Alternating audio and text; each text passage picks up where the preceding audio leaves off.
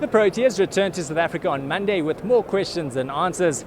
The ODI series against Australia was supposed to give the team the confidence that they can finally break their bad run at the Cricket World Cup and lift the trophy next year, but instead it's back to the drawing board ahead of the 2015 showpiece down under. Probably not as ruthless as we'd like to have been with the ball at the back end of the innings as well as with the bat. So those are things that we need to think long and hard with in terms of our strategy going forward into the World Cup. Really crucial preparation for us before the World Cup, just getting used to the conditions.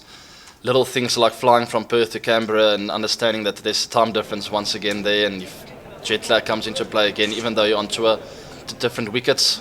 Every wicket we played on was different. There's no set of rules that you've got to play in a certain way in Australia. So a lot of things. Russell and I made a lot of notes. After beating South Africa 4-1 in the ODI series, next year's World Cup hosts will take a lot of momentum into the tournament that gets underway in February. But AB de Villiers says his team is still the one to beat. There's absolutely no doubt in my mind that we're the better team. We didn't play the big moments as well as we wanted to. We know we could have, I really believe we could have beaten them 4-1 on another day, and it didn't happen that way, and it's easy to say that now.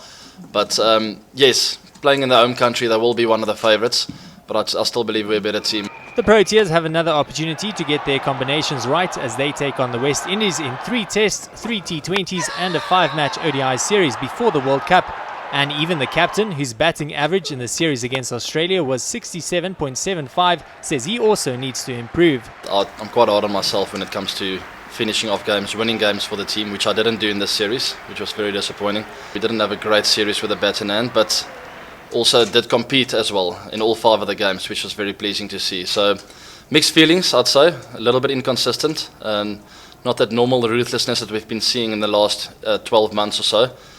But keeping in mind that we did play away from home, it was a tough series and a good learning curve for us.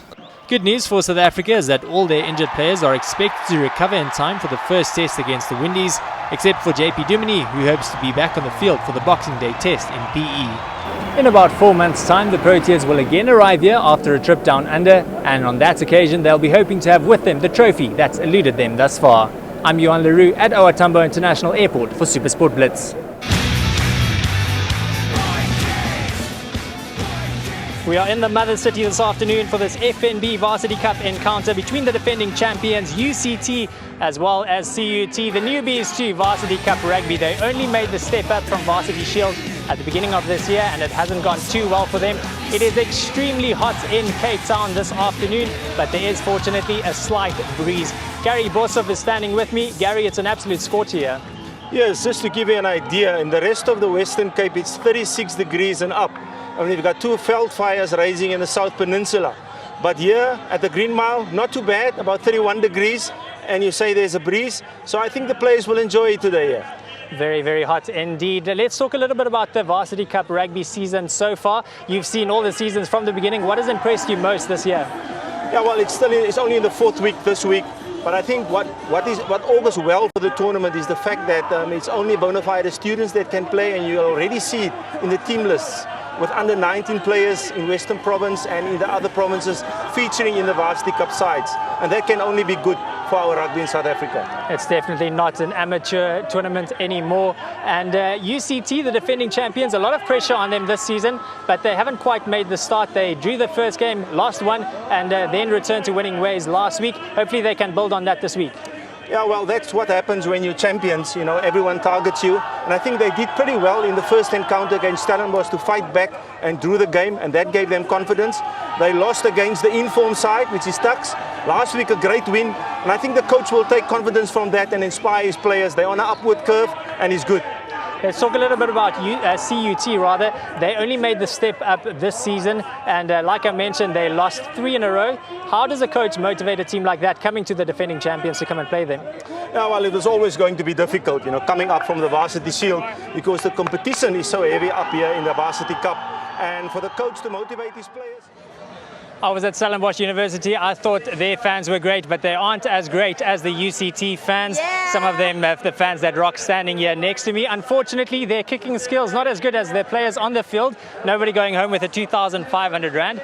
But let's start with you, Bianca. What have you felt about your team's performance so far? I think they were playing like stars. I mean, last week we were watching every game, obviously, and we just think that their team this year is super good, and we have a massive chance of winning again. And is there a message that you would like to send to the other teams in the Varsity Cup? Just be wary. Be very wary. There it is. There is the message. Let's go back to our commentators for the rest of the second half. Bafana arrived back in the country on Thursday morning, disappointed with their 2-2 draw with the Super Eagles in Nigeria, but satisfied with the progress that they've made over the past few months. Tekelo Ranti scored either side of half-time in Wednesday's encounter, and the result means South Africa finished top of Group A on 12 points after 3 wins and 3 draws.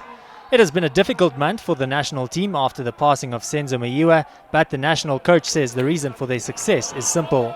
I'm sure, as I was drinking tea this morning, I pick up this sachet, and it goes along with our plan. It reads, the greatest discovery of any generation is that a human can alter his life by altering his attitude. It is all about the attitude here. We said to the players when we started converging, we said, this is time for change. In the way we do things, in the way we think, that is the only way of achieving greater things. It was important for us to go win that game as we speak about changing of things. And I think the boys did very well. The boys did very well. You need to give yourself a pat on the back, guys. I mean, playing Nigeria is not an easy side. Bafana qualified for AFCON 2015 with the game to spare, but Mashaba expects his team to work hard before they travel to Equatorial Guinea next year.